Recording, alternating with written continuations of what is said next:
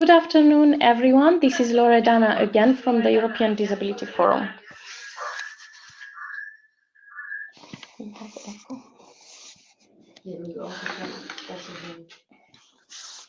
I hope everyone can hear me.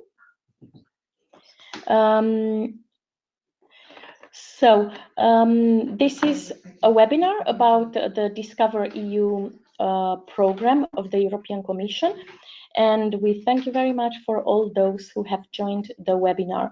Before starting again, I will remind the couple of rules I have mentioned for those who have joined before. So first of all, handouts are available in the handouts section. This webinar will take no public speakers, let's say, from the floor, public mentions. If you wish to say something, please drop your question in the question box. We have captioning available. The link, you can find it in the chat box, and sign language interpretation is available to be seen on the screen. Thank you very much again for joining. I think we have 23 attendees. We had 57 registrations. Maybe some other will join during the webinar, and anyway, we will provide afterwards the full video version of the webinar. We will not mention any name except the ones of the speakers to be compliant with the General Data Protection Regulation. Thank you very much again, and we will start immediately. And I'm passing the floor on to Marie Denninghaus from the European Disability Forum, my colleague. Marie, the floor is to you. Welcome again, everyone, to this webinar.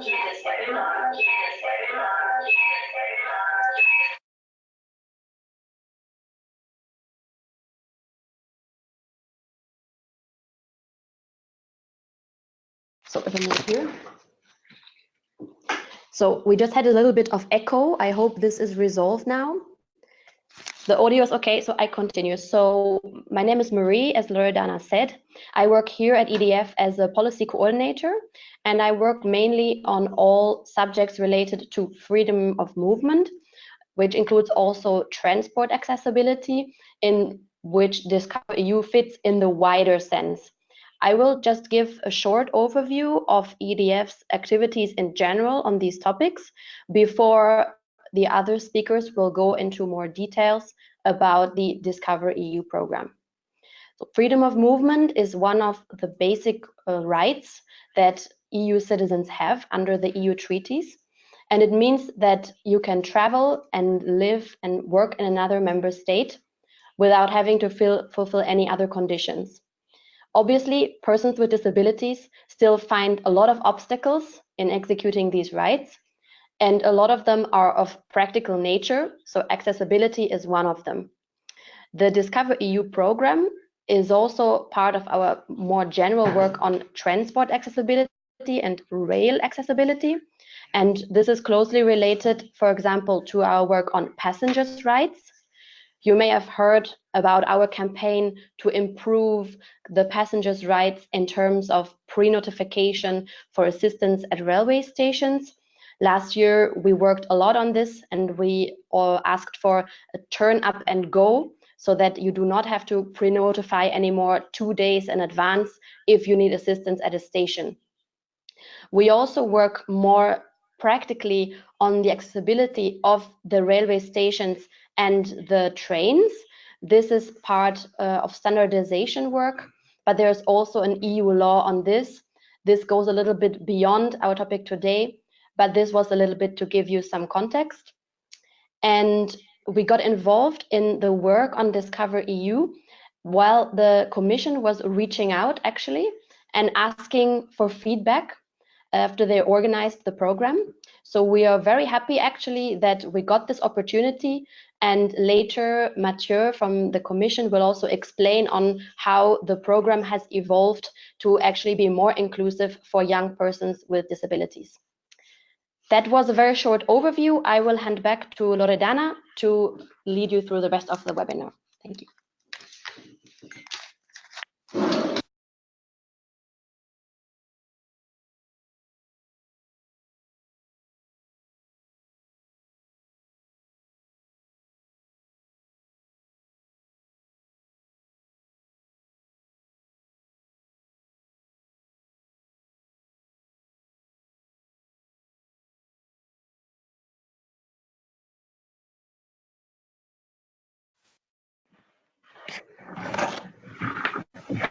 Yes. Okay. Sorry. So thank you very much for this introduction. And now let's go into it. What is this DiscoverEU? For whom is it made? Is it accessible? Can anyone participate?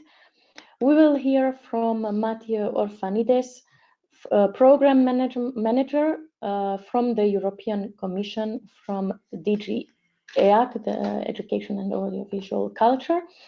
And he's going to explain us all this. Mathieu, the floor is to you. Thank you very much.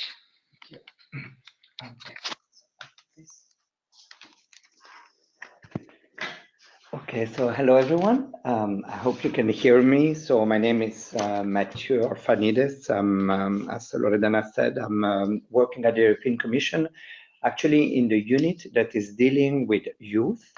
In my unit, we are dealing with the program Erasmus+, but also European Solidarity Corps, traineeship program, and the new initiative that we have is DiscoverEU. So I'm a program manager of this initiative. With my colleagues, we really, I will just explain a bit to you. I've prepared some slides. We will go through the slides, but I wanted to give you a bit a flavor on how this project has started. So the idea behind DiscoverEU, it's really to give the young people to strengthen this identity, European identity, and that sense of belonging to the EU, while at the same time we would like them to develop key skills and abilities for the future life. So DiscoverEU has started in 2018. It's a pilot project from the Parliament, and I remember very well when my boss came into my office and she said, we have a new pilot project, it's called DiscoverEU. It's giving travel passes to 18-year-olds to travel in Europe. And she came into my office in March 2018, and she said, we need to send 15,000 young people in July. And I thought, okay, we have a lot of work ahead of. So with my colleagues, we really started to draft the initiative from the very beginning. We were sitting at our desk and we started to type. This initiative, it's exclusively for young people age 18-year-old. So we started to draft the rules saying young people need to be 18-year-old. Young people will travel by rail. And slowly, we came up with a set of rules on how to implement the initiative. We published the first application round where we had to distribute 15,000 travel passes, and we thought it will never work. No one will be interested in it. And then suddenly, after when we closed the first application round, we had more than 100,000 young people who applied all over Europe to win a travel pass. So then we understood that we had something very big in our hands, and of course it has given us a lot of more positive energy to develop the initiative. So what I can say now, after a year and a half that we have launched DiscoverEU, we organized 4 application rounds on the European Youth Portal, and you can see from the figures that are now on the slide that 350,000 young people have applied. So I mean, it's huge, the interest of young people. And again, we need to remember that these young people are only 18-year-old. So it means already at the age of 18, they really want to travel and to discover Europe. Out of these 350,000 young people who have applied, we distributed 70,000 travel passes. So we've reached to different categories, of course, of diverse group of 18-year-old in Europe. And it worked because it's simple. And I will come a bit later to this, to the process on how you could apply. Now, on this slide, I would like to give a bit of an overview on who are those young people who have applied, because we distributed the travel pass, and then when they came back after the end of the trip, they all receive a link with a survey where we ask them, could you please, we ask them some questions to capture a bit some data on who are those young people who use the DiscoverEU travel pass. So from the slide that you can see now on the screen, we see that, of course, it's a bit logical because they are 18-year-old, that 41%, I mean, almost, let's say, 70% are either still at school, which is logic at the age of 18, or they could have started already higher studies. We see also that some young people are in vocational training, 2% of them are employed, 1% is doing a volunteering activity, while maybe 11% are on a gap year. So it gives a bit an indication on the profile of the traveler. Then we have asked them, how did you travel? With whom did you travel? And we see that 35% decide to travel alone, while 44% with one friend and 21% with a group of friends. What we saw also is that many people have applied alone, because you can apply to DiscoverEU either as an individual, either as a group, but I will come back to that a bit later. We see that many young people have connected through social media with other travelers. So they got a travel pass to travel alone, and they found a travel buddy on social media, and they've met at the station and they started the trip together. Now, we have asked them a question a bit also to see how important is this, have you been able to finance such a travel pass yourself? And we see that 70% of all those travelers replied no. So it gives also an indication that it's really the reason why it's triggered this experience. Then we were also a bit curious to see to what extent the DiscoverEU trip has met their expectations. And we see that a lot, I mean, 85% have said to a high extent of fully or to a high extent. Well, we had always some people who were not happy, unfortunately, but what we can say is on a very positive note, they were very happy to use the DiscoverEU travel pass. We were curious to see also if it was the first time that they had traveled in another EU country. And then we see that actually those travelers have already traveled. Only 8% have said. So it means that our travelers are people who are used to travel already. The next question was, was it the first time that you traveled without your parents? And then we were surprised to see that for a third of them, it was really the first time that they were traveling completely alone, at least. Well, they could travel with friends, but not with their parents. Then we came to the question related to the languages, because we wanted to see, did they learn something else? Was it the first time?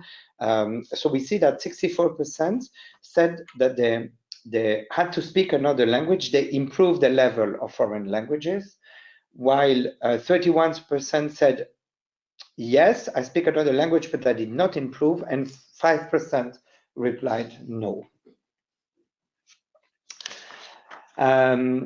what did they learn from this experience? So I told you from the beginning that the idea was really to give to those young people, to give them a chance to get more skills and for their future. And what we can see that we got that comments that 71% replied, actually, I become more confident. I dare to travel by myself.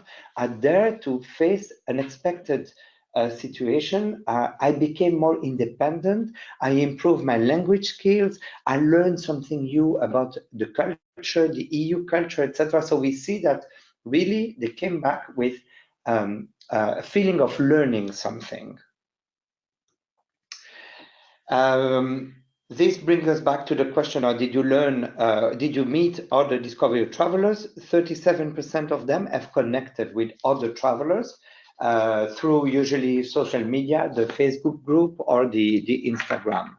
So this personal connection is a bit the heart, I would say, of DiscoverEU, is that we see that the young people saying, I'm at the station, at the train station in Vienna, and I'm going to travel to Bratislava, and I'm going to take the train that is leaving at 10 a.m. Who is there? Who is around? And who wants to travel with me?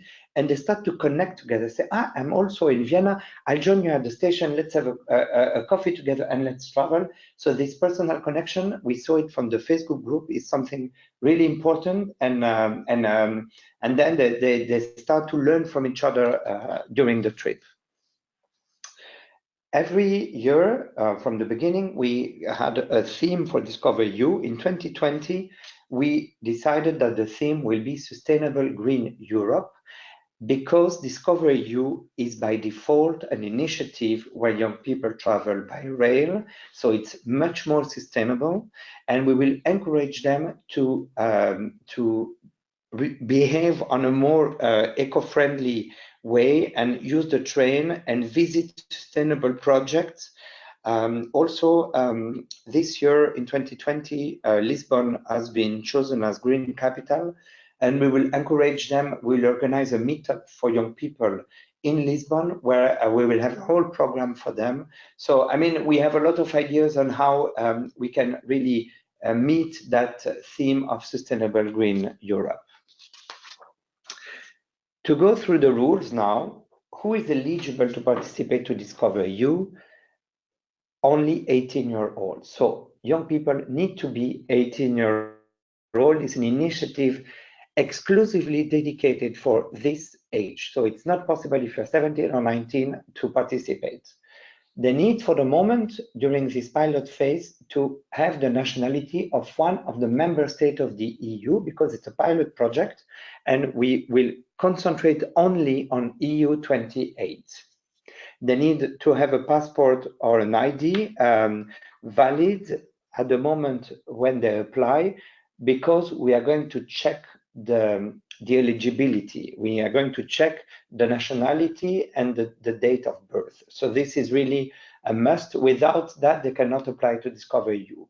Then they need to start their journey in one of the EU member states. Why do we say that? Because we might have young people who are European. They have the nationality, for example, I'm myself Cypriot, so you can have a young person who is Cypriot, who is 18-year-old, but who lives in the States, and that young person can apply, but that young person, if that young person is selected, that young person needs to be in Europe, in one of the EU member states to start the travel. So we will not pay the travel to come from the States to Europe and then win the travel pass. There are some derogations for young people coming from the outermost regions. So, for example, Guyane, Martinique, Mayotte, but also Canary Islands, Azores, etc. Those young people, if they are selected, the European Commission will give them a flight to come to continental Europe, and while they are in continental Europe, then they will receive the DiscoverEU travel pass. So it's not an obstacle also for young people coming from remote areas of Europe. They will travel between 1 day up to 1 month maximum, and they need to travel at least to one foreign country within the EU. So if I live in Brussels, in Belgium, I need to travel at least to one. I can go, for example, to the Netherlands and come back, and then this is fine. I need to travel at least one day and at least to one foreign country within the EU. And of course, we expect all our travelers to be willing to become DiscoverEU ambassadors, because we know that the best way to promote the initiative is from peer-to-peer. So we expect them to report on the travel on our social media channels. How is the application process? The application process is very simple, and everything is on the European Youth Portal. The European Youth Portal is the portal that is managed by a team in my unit, where young people can find opportunities. DiscoverEU, but also European Solidarity Corps, everything is on the European Youth Portal. And the European Youth Portal is in all the languages of the EU. So you can just go there and just select the language, and you will find all the information in your language. The first thing that they will do, they will have to go through what we call the eligibility check. So they will have to give the date of birth, the nationality, the name, the surname, and then they need to give their ID or passport number already at that stage, because we want to make sure that they are 18-year-old. Once they will do the eligibility check, they will also have to provide a valid email address, because all the communication with the travelers will be through email. So we need to make sure that they have a valid email. Then they need to say if they would like to travel alone or in a group of 5 friends maximum. And they need to fill in with some personal data. At that stage, when they are at the stage where they start to fill with personal data, there is a box that is written, do you have any special need? And this box is really important for you guys and also for the people that are around you. It's any young person that has a special need, a special attention that would require an additional cost, like an accompanying person or a wheelchair or anything, could just at that moment, without anything, just tick the box and say, yes, I'm a person with a special need. And you can write, there is they can select some special needs, but they can also write the rest with text. So it will give us already an indication, okay, there is, we need to give some special attention to that application if that applicant is selected. Then the young person will continue the process, and they will have to answer a quiz of 5 multiple choice questions. The questions are relatively easy, not that easy, but still, I mean, they are reasonable. And we also give the links to where they can find all the answers. The questions are related to the EU in general, to the program Erasmus+, or to the program European Solidarity Corps. We had questions on the European elections last year. So I mean, the questions are really feasible.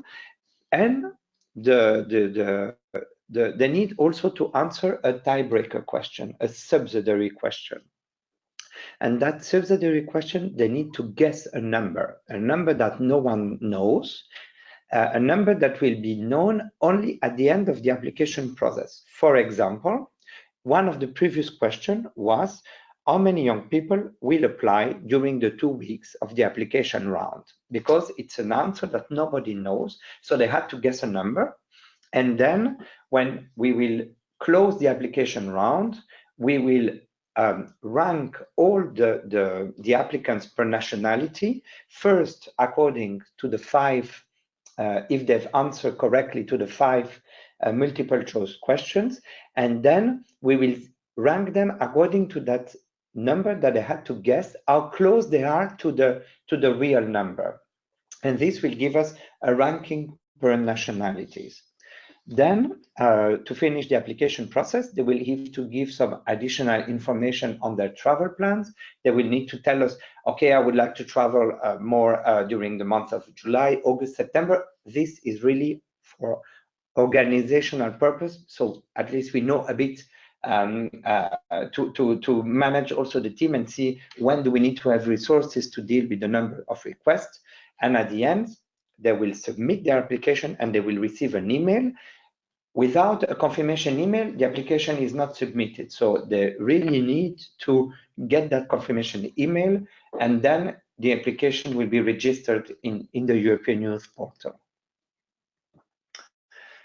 What are the good news is that we have another application round coming very soon. In March 2020, we will open the application round on the portal for 2 weeks, from the 12th of March to the 26th of March. Young people age 18-year-old, and you see in brackets their birthday needs to be between the 1st of July 2001 and the 30th of June 2002. So only the young people born between those 2 dates are eligible to apply to the application round in March. They will be able to travel between 1st of July 2020 until the 28th of February 2021, from 1 day to 1 month. And we increase the number of travel passes because for this round, we will distribute 30,000 travel passes.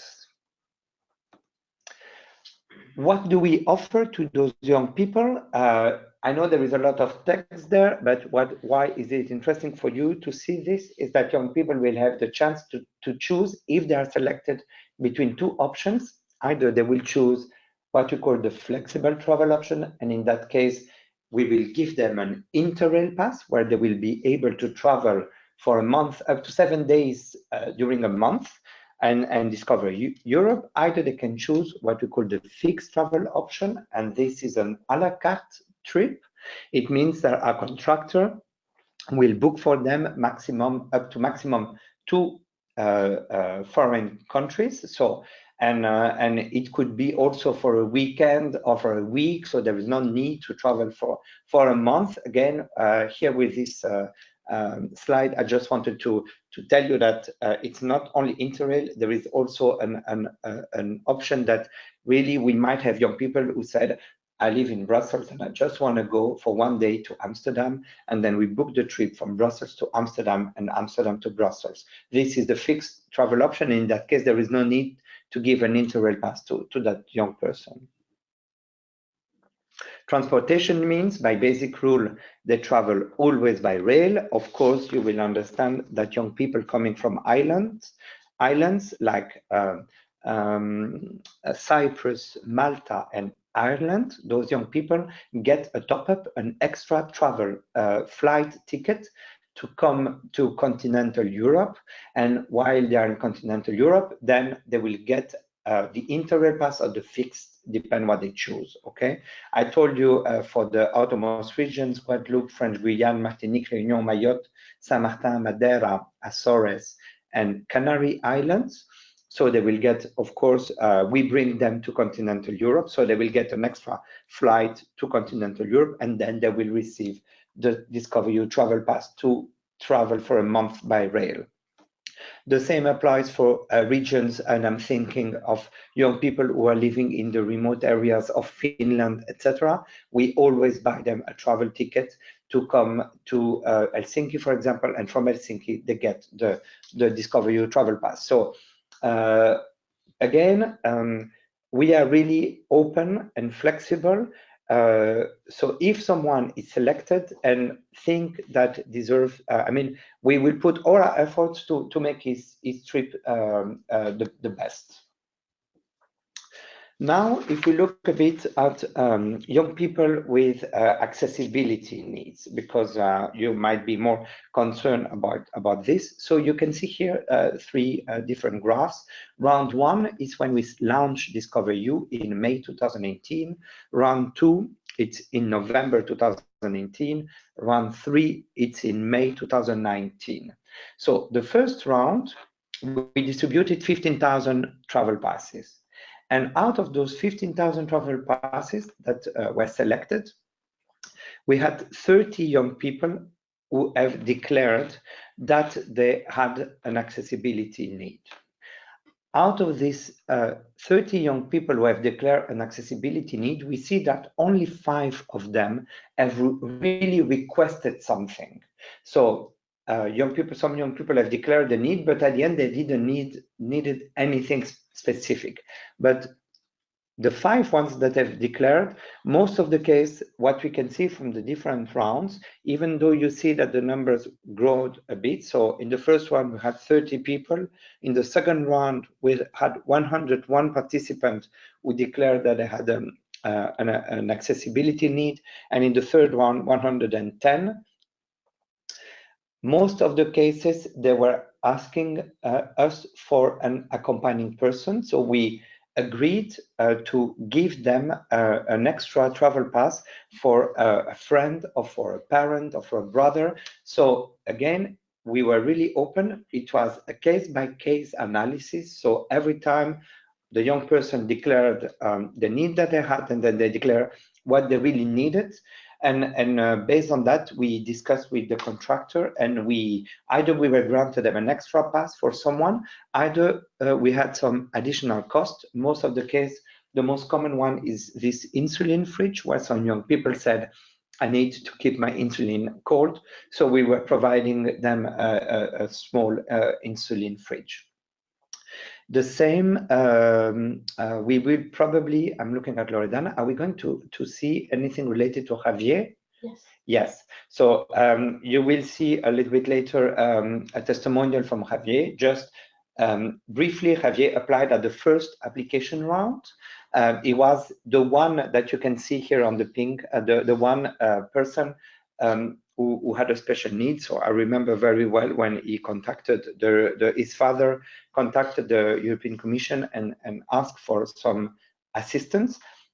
We said yes, of course, we can provide assistance. But when the father announced us that Javier was 90% disabled, then I must say we were a bit with no words, because we didn't really know how to deal with that case. So he said also, but you will see it in the testimonial, he said he would like to visit Amsterdam. And then I remember my boss said, make it happen. And we made it happen. It took us 6 weeks to organize the trip. It was very intense because he traveled with 3 professional carers. So, but you will have a testimonial very soon. It was also an electroshock for us, because it has bring to the light some young people that we were not really aware about all the difficulties that they might have in terms of accessibility.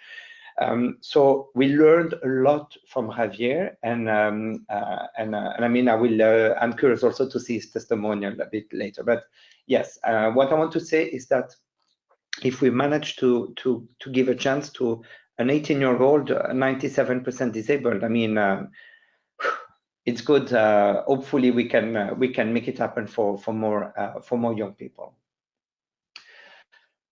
These are some special case activities. You see the Javier that I just mentioned, where we booked flight tickets for him, and then also additional transfer and costs. And then he got an Interrail pass while he was in the Netherlands to travel by rail to discover all the Netherlands. Here we have from Fatima, a wheelchair user. We book additional flight tickets. From Joshua, who suffers from autism and struggled with crowd, we offered first-class Interrail pass. So I mean, again, if a young person thinks that he needs anything, he just needs to tell us. Tell us what you need, and we will analyze, and we will come back to you with a solution. Okay?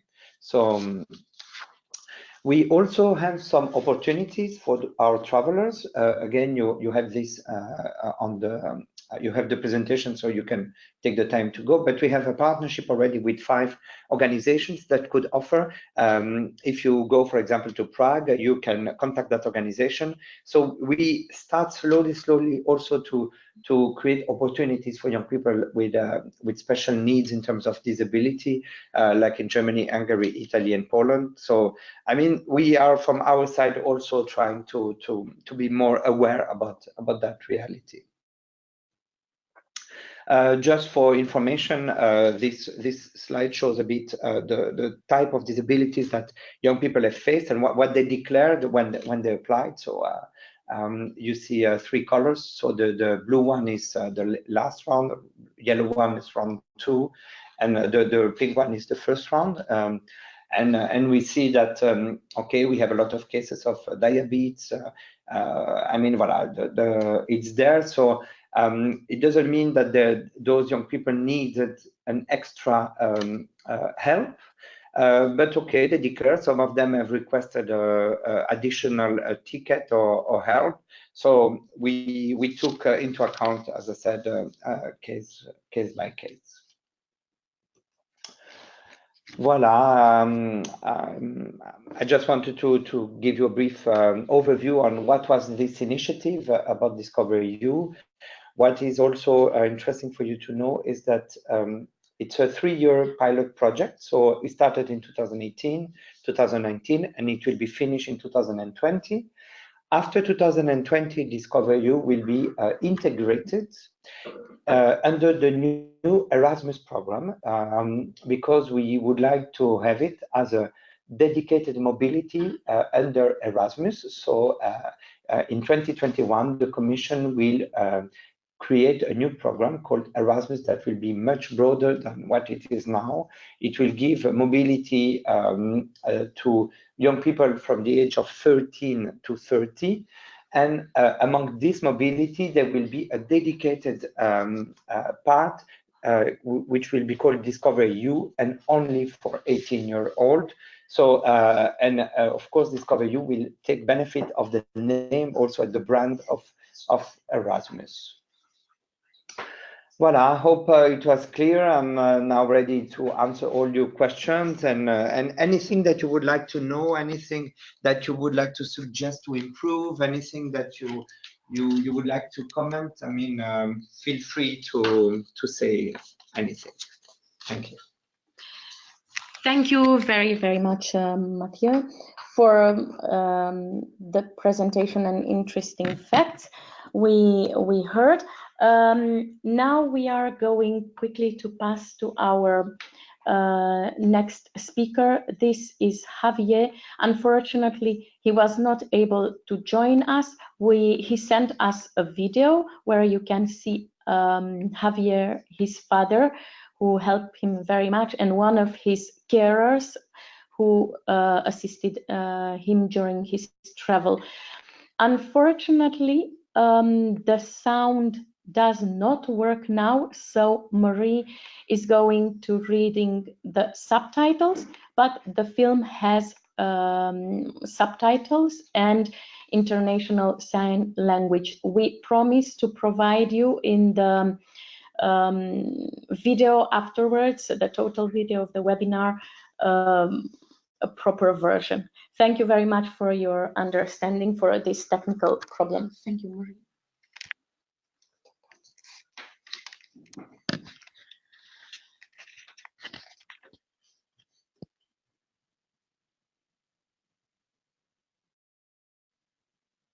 Hello, this is Javier. He was involved in the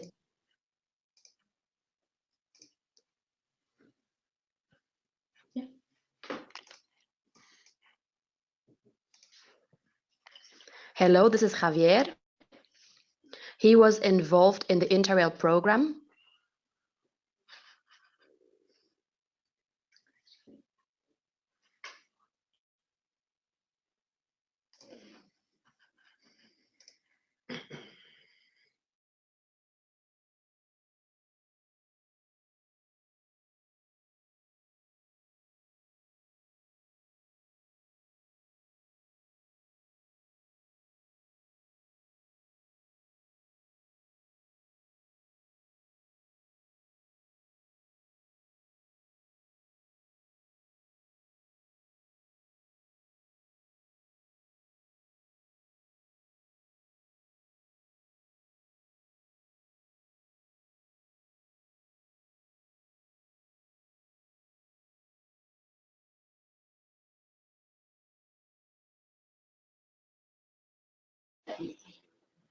Yes? Yeah. Okay. We are really sorry. We are having some technical problems for the video. So what we will do immediately, we are going to provide you a link to the video to all the registrants so that you can look afterwards the video. We are going to send tomorrow to all of you this link. We really apologize because it would have been really interesting to hear Javier, but you will be able to hear him. So I'm going to pass on to Camille Gungor. He's the EDF, the chair of the EDF Youth Committee. And Camille, the floor is to you.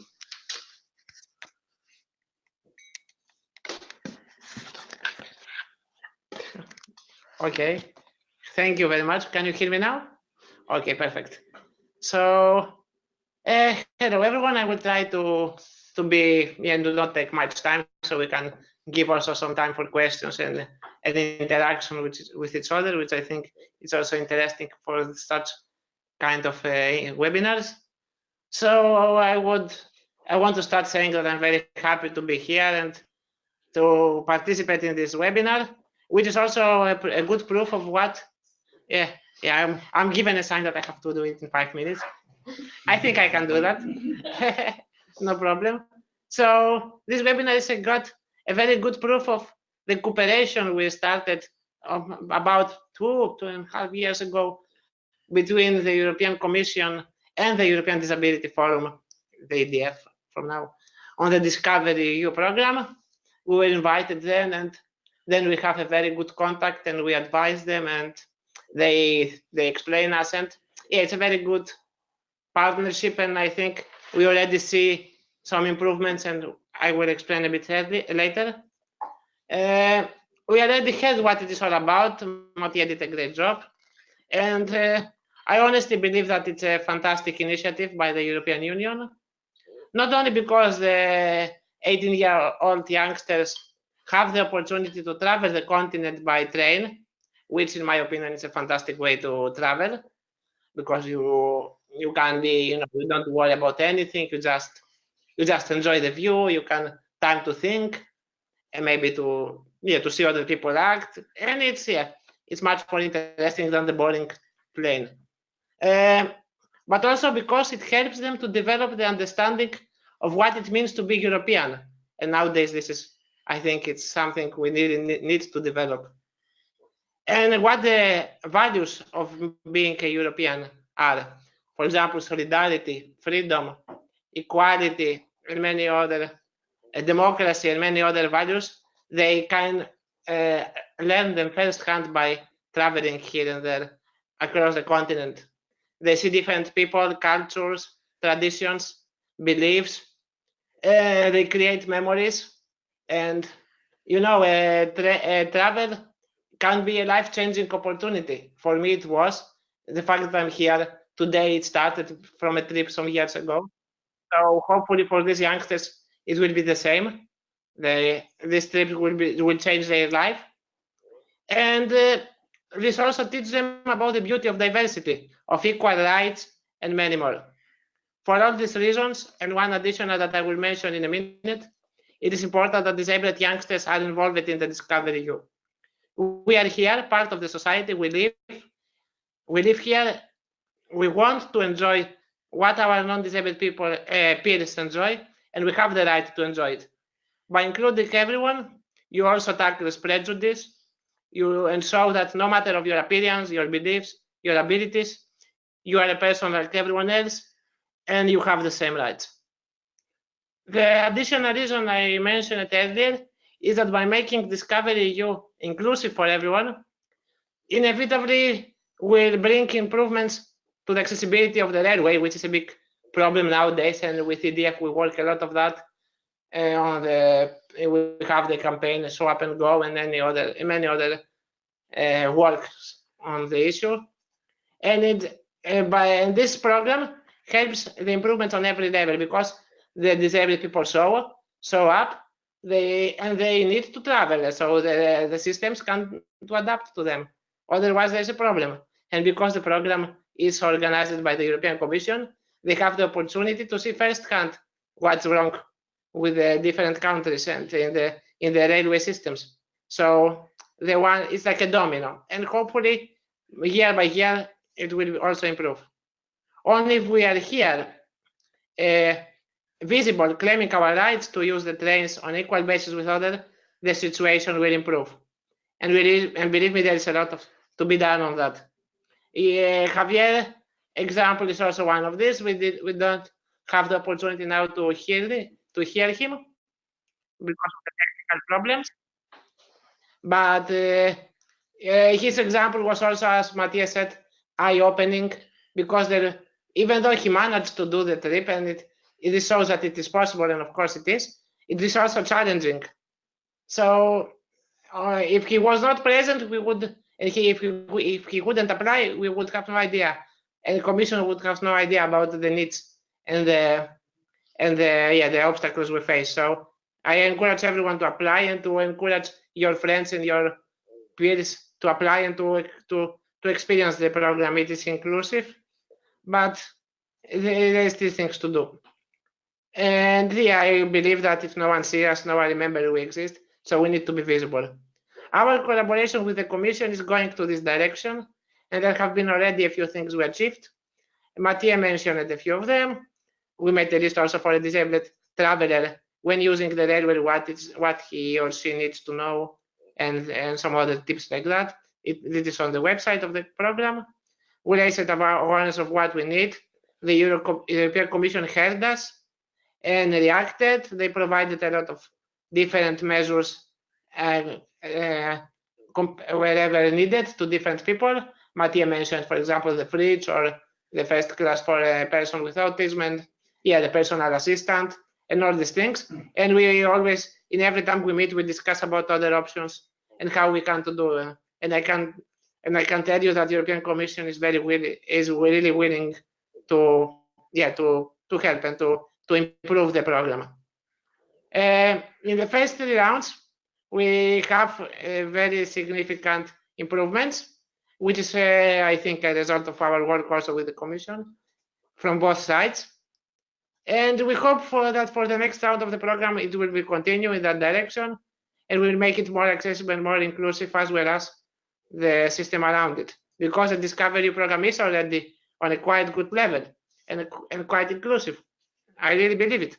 However, there's still a lot to be done, not only for the DiscoverEU itself, but also for the general accessibility, as we already said, of the stations, of the trains, of the attitudes of the staff working there. That's why we are here, and I'm sure that the great cooperation between EDF and European Commission will continue, and things will continue to improve. I am very positive on that, optimistic on that. So thank you. I am very open to questions, and hope you enjoyed the webinar. I give the floor to Loredana. Thank you very much, Camille. And now, to not lose more time, we will answer 3 questions. If they are, I will give the floor. No questions yet. No questions. Okay. If you have any questions, don't hesitate to put them in the chat box. Those which won't be answered here, we promise to send all the answers to all of you, and we will not indicate any name, you may be sure. Any questions before we? Yeah? Okay, Marie, the floor is yours. So we have one question here. I think this probably would be a question for Mathieu. Is with regard to the questions to qualify, are these accessible too? So I suppose they mean the accessibility of the actual application procedure. I will hand over to Mathieu. Sorry, I didn't get exactly the question. If the application procedure is accessible, so what they ask in the field where you said that you have to indicate special needs, is that accessible, like the form? So what I can say is that everything is done on the European Youth Portal, and now we are revamping completely the European Youth Portal, and the new European Youth Portal fulfill all the standards to be what we call accessible. I'm not sure I really understand the question, Marie, if you want me to add anything else to that. If you want to explain me concretely, what I can say is that the questions, of course, are the same for everyone. So we don't make questions for young people who declare that they have special needs. It's one type of question. I mean, the 5 questions are the same for everyone in Europe, that you can be from east to west, north to south. I mean, we don't make a different type of questions, and the same applies for young people that declare any special needs. So really the selection of the question and the subsidiary question, it's equal for everyone. Okay, I hope this answers the question. Just to maybe specify, there was an addition. So I think it was about the level of the difficulty of these 5 questions that I think was specified. Yes, so the level of difficulties, so as I said, they're not that difficult. And we give you the links. So under the questions, you will find the links where you just click on the link and you can find the answer. Now, if any young person has a problem to answer, I mean, you can always ask somebody around you to help you. I mean, this you are totally free, and it's a bit a pity that you didn't have the chance to see Javier, but Javier has probably had the help of his father or anyone. So I mean, the level of difficulties, it depends really the disability, but I mean, again, it's the same questions for everyone. Thank you, Mathieu. Here I actually have a question which I think Kamil will be very suitable to reply to, because the question is, which are the most accessible cities in the EU and the ones that cause the most trouble to persons with disabilities? Okay, let's name and shame. Let's try. Well, I'm not sure if the question is related to which cities are and which places are more accessible or less accessible, related to the rail, the trains, or in general. So I will go with the second because it's easier to answer and because I haven't experienced rail in that many countries in Europe. I think that an overall good country to travel about accessibility, and this is proven not by me but by the many nominations they have every year in the accessible countries. It's Spain. Raquel is already celebrating here. Yeah, Spain and Barcelona especially is very famous, and if you go to travel groups of disabled people, Barcelona is always the first place disabled travelers recommend to each other when traveling. I have been there twice and it's really very nice. But I mean, all the Scandinavian countries are very accessible.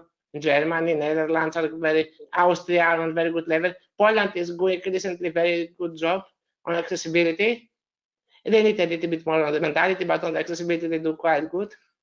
And I mean, it's inevitable.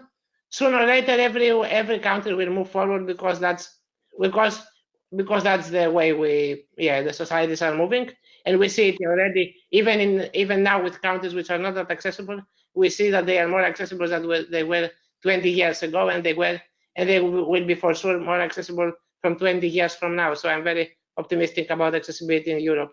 There are also common standards and things like that. I think that some difficult places for now are the Balkans. So if you want to do the I don't know, accessible DiscoverEU, maybe you can avoid these countries, even though they have many interesting things to offer and cultural differences from the rest of Europe. So yeah, it's a dilemma. If you are a hardcore traveler and like to challenge yourself, then go ahead. Otherwise, maybe try something, I don't know, more to the west and north. But all the Europe is equally beautiful, so I think you should try everything. Thanks, Kamil. We have one more question, and maybe to make it even, we said 3 questions, but we will maybe allow one more, so you still have 2 minutes to ask a question. This one I think is again for Mathieu, and it is about visually impaired persons. So the question is, how many visual impaired persons have used the DiscoverEU program? Do you have any feedback about their experience? So one of the last slides that I show you, there are this common type of disabilities. I can see here that we had around, let's say, it's not so many, 6, maybe 9, like 10 out of the during the 3 first rounds who declared that they had a visual disorder. The problem is that we have no feedback. I mean, what was amazing with Javier is that he gave a feedback. He traveled, so he told us that he had a problem. We knew he traveled, but what makes him so special to us is that he wrote back to us and he reported on his travel. He reported on all the difficulties that he had, but also on the things that went well. And I'm not aware about any testimonial of anyone visually impaired who came back to us saying this and this came. I mean, it's maybe something that we could encourage them more, saying, okay, you declare that you have a problem. If you want, but okay, it's also maybe they don't feel comfortable to come back. So we don't know. Honestly, I have no testimonial from someone who was visually impaired. Also because usually those young people, the only help that they needed, at least for DiscoverEU, was an additional ticket for a parent or a friend to travel together, and nothing else, because for the rest they could manage. So that's why they didn't really consider it as a need to report to us. But maybe it's a point that I should also tell to my colleagues on the social media team. Maybe it's worth to post also something on our social, when we do our social media activity, and also the contractor, to say, guys, please report back, tell us what works, what we could improve, and we will learn from that. Thank you very much for your questions. I see no new questions have come in, so that's a very good point to close. Thank you very much. I will hand back to Loredana for their closing. Thank you very much indeed for the speakers, Marie, Mathieu, Camille, and Javier. Thank you for your video. We will make sure that this enters in the final format that we are going to put on the website, and before that this comes to you, all the people who registered by tomorrow. Thank you very much to all those who have joined the webinar. Indeed, reporting, Mathieu, maybe that would be a good idea that will help also the Commission to improve, and also, yeah, with good points also to give feedback. Other young people with disabilities or special or accessibility needs to easier travel trips. Tips and tricks are always good and welcome. So with this, thank you very much. Hope that you spread the word, and there will be much more people with disabilities applying for the first round of this year and for the rounds coming afterwards. And we wish you a very nice evening. Thank you very much, and we will hear you during our next webinars. We will have one about Erasmus this year, Erasmus Plus, the new program, and about about European Solidarity Corps. So just make sure you follow our social media, sign up to our newsletter, and you will be informed for sure on time. Thank you very much and have a nice evening. Bye-bye.